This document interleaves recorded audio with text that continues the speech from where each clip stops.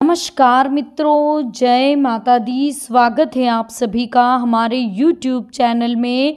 तो मेष राशि वालों, अगले 7 दिनों में आपकी मुलाकात एक ऐसे दिव्य साधु से होने वाली है जिनसे आपको बहुत बड़े ज्ञान की प्राप्ति होगी।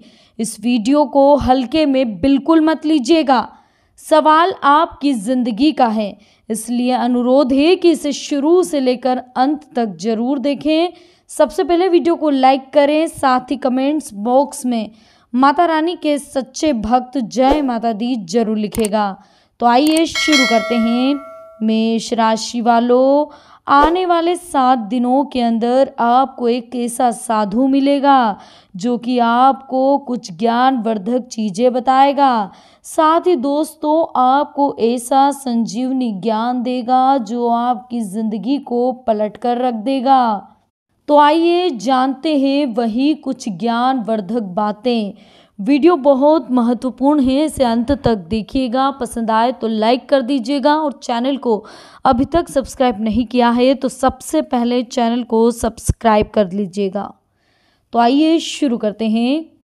दोस्तों, आपने सुना होगा कि जब भी हमारे दिन अच्छे आते हैं तो हमारे साथ बहुत कुछ अच्छा होने लग जाता है, लेकिन जैसे ही हमारा बुरा समय आता है तो चारों तरफ अंधकार छा जाता है, यानी कि बुराई चारों तरफ से आने लग जाती है और यह हमें समझ में भी आ जाता है कि अब हमारा समय बुरा आने वाला है।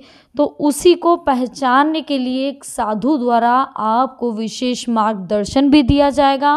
लेकिन उसके लिए दोस्तों, आज कुछ बातें हम आपके साथ शेयर करने जा रहे हैं जो कि आपके जीवन के लिए बहुत ही महत्वपूर्ण साबित होगी। ऐसी बातें जो आपको ध्यान में रखनी चाहिए। सबसे पहले देखिए, बहुत से ऐसे लोग हैं जो अपने घर परिवार की सारी बातें अपने मित्र, रिश्तेदार या किसी परिचित से शेयर करते रहते हैं, लेकिन ध्यान रखिएगा ऐसे लोग बाद में पछताते भी हैं। इससे घर के सदस्यों में आपसी मनमुटाव और अविश्वास की भावना बढ़ती है। तो ध्यान रखिए, घर की बातें घर में रखें तो जीवन आपका सुखमय बना रहेगा। छोटी मोटी समस्याएं देखिए जीवन में चलती रहती है। पति पत्नी का संसार व्यवहार गोपनीय रखना चाहिए। बहुत से मूर्ख लोग अपनी पत्नी के साथ उनका व्यवहार कैसा है यह भी बातें दूसरों को बताते हैं। आप अपने परिवार की बातें हमेशा गुप्त रखें, अन्यथा सुनने वाला तो मजे लेकर हट जाएगा लेकिन आप पछताएंगे। दूसरों की सहानुभूति हासिल करने के लिए आप कुछ समय के लिए जरूर राहत महसूस कर सकते हैं, लेकिन इससे आपकी कमजोरी ही उनके सामने प्रदर्शित होती है। तो दोस्तों, दूसरी चीज़ जिसका आपको बेहद ज़्यादा ध्यान रखने की ज़रूरत है वो है घर का रहस्य। बहुत से ऐसे लोग हैं जो अपने घर में हर किसी की एंट्री कर देते हैं और घर के कोने कोने से सभी को अवगत करवा देते हैं, यानी कि दिखावा करने की आदत। जो लोग आपके विश्वास पात्र, अगर आप उन्हें अपने घर तक आने की छूट दे रहे हैं, उन्हें बता रहे हैं तो कोई दिक्कत नहीं है, लेकिन ऐसे लोग जो आपके घर में घुसकर आपको देख रहे हैं, आपके ऊपर जल रहे हैं, ऐसे लोगों को अपने घर में घुसने नहीं देना चाहिए। वो कितने सही है यह भी आपको पूरी तरीके से मालूम भी नहीं है। देखिए, पुराने समय में क्या होता था, लोग संयुक्त परिवार में रहते थे, घर भी बड़ा होता था। ऐसे में धारणा प्रचलित थी कि किसी को भी अपने घर का रहस्य नहीं बताना चाहिए, इसलिए सभी के कमरे अलग अलग होते थे, सभी का अपना व्यक्तिगत जीवन अलग अलग होता था। हालांकि वो खाना एक साथ खाते थे, लेकिन सबकी अपनी पर्सनल लाइफ होती थी। अब आपका धन की अगर बात करें तो लोग जानना चाहते हैं कि आप कितना कमाते हैं। यदि आप सीधे सीधे नहीं बताएंगे तो ये लोग दूसरे तरीके से पूछताछ करके अनुमान लगा लेंगे। हालांकि आप अपना धन को जितना हो सके गोपनीय रखें तो आपके लिए अच्छा होगा। इसलिए नहीं कि लोग कर्ज मांग लेंगे और फिर लौटाएंगे नहीं, इसके कई कारण हैं। धन को अपने परिचित या रिश्तेदारों से गोपनीय रखने की सलाह इसलिए दी जा रही है, लेकिन ध्यान रखें अपनी पत्नी से गोपनीय ना रखें, अन्यथा वही धन आपके दुखदाई का कारण भी बन सकता है। अपमान, यदि सार्वजनिक रूप से आपके दोस्त द्वारा आपका अपमान किया जा रहा है तो उसका जमकर विरोध करें।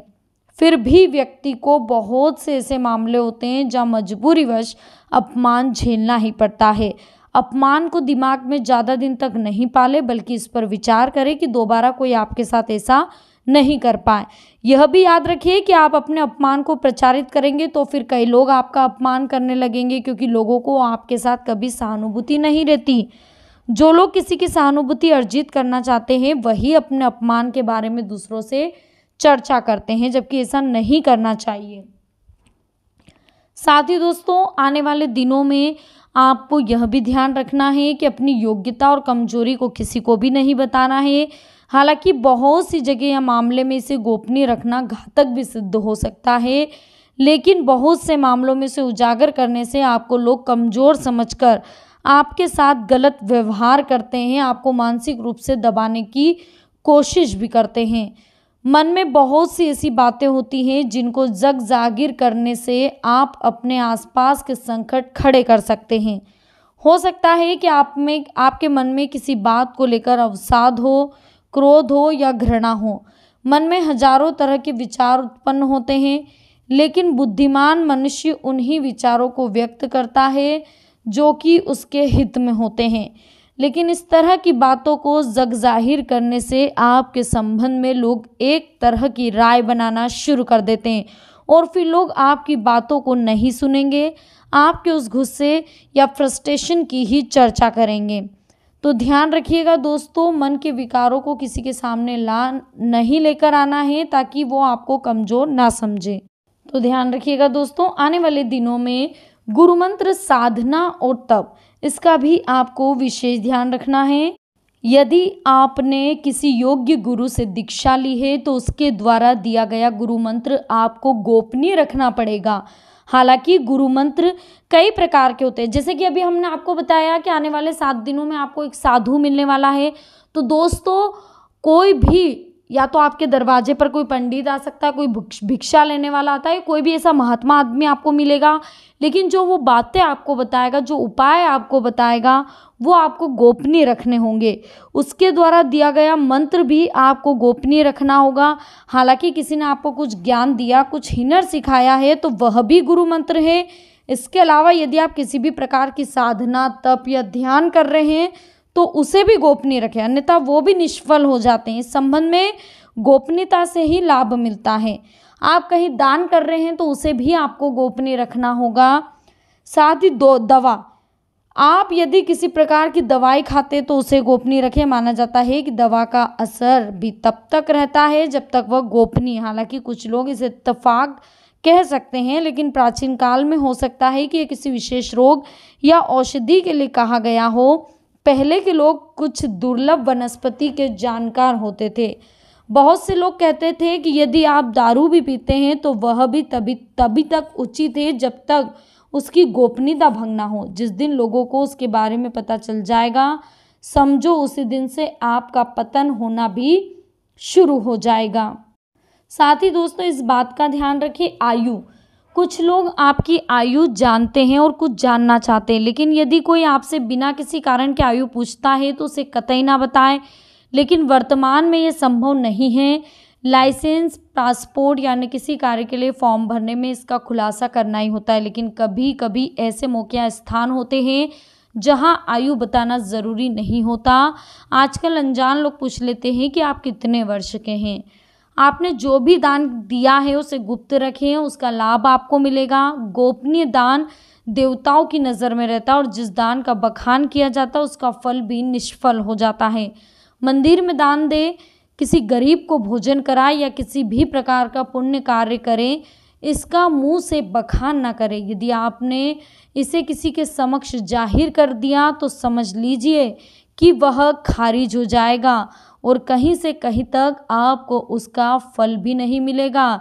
यानी कि देखा जाए तो ऐसा दान जिसका हम मुंह से बखान कर दे वो दान नहीं होता। तो मेष राशि वालों, आज की वीडियो में हमने आपसे बात करी आपके आने वाले 7 दिनों के बारे में, यानी कि आने वाले 7 दिनों में आपको किन चीज़ों का ध्यान रखना चाहिए। साथ ही आपको यह भी बताया कि आने वाले 7 दिनों में आपकी मुलाकात एक साधु से होने वाली है, जो कि आपको कुछ उपाय और ज्ञानवर्धक बातें बताएंगे। वीडियो पसंद आई हो तो वीडियो को लाइक जरूर कीजिएगा, कमेंट्स बॉक्स में जय माता दी लिख दीजिएगा। साथ ही चैनल को सब्सक्राइब करके बेल आइकन को प्रेस कर दीजिएगा, ताकि आने वाली लेटेस्ट वीडियो आप तक आसानी से पहुंच सके।